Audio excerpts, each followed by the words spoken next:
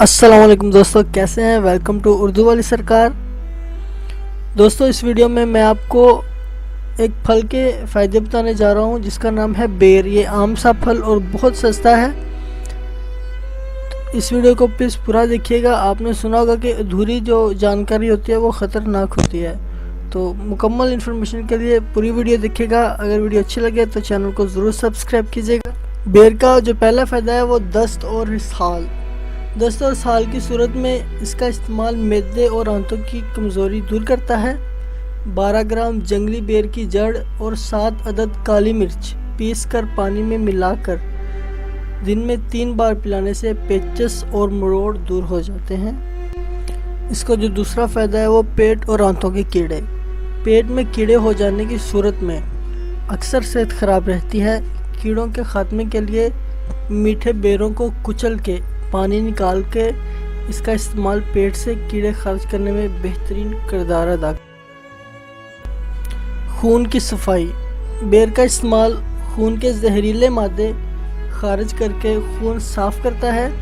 اس کے علاوہ روزانہ 8 سے 10 بیروں کا استعمال چہرے کے داغ دھبے مٹا کے چہروں کو سرخ اور تر و تازہ کرتا ہے۔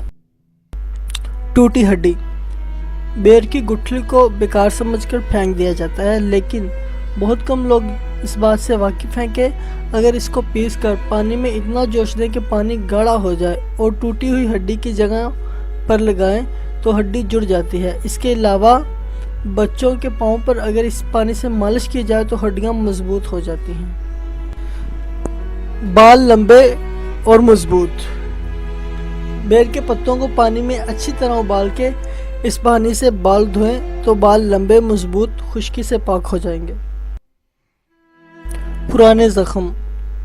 پرانے زخم ہوں، کافی مدت کے بعد بھی ٹھیک نہ ہو رہے ہوں، ان کے لیے بیر کی درخت کی چھال کا سفوف بنا کے ایسے ہی لگا لیں، یا پھر اس کو پانی میں شامل کر کے گاڑھا لیپ متاثرہ حصے پر لگائیں تو انشاءاللہ پرانے زخم ٹھیک ہو جائیں گے۔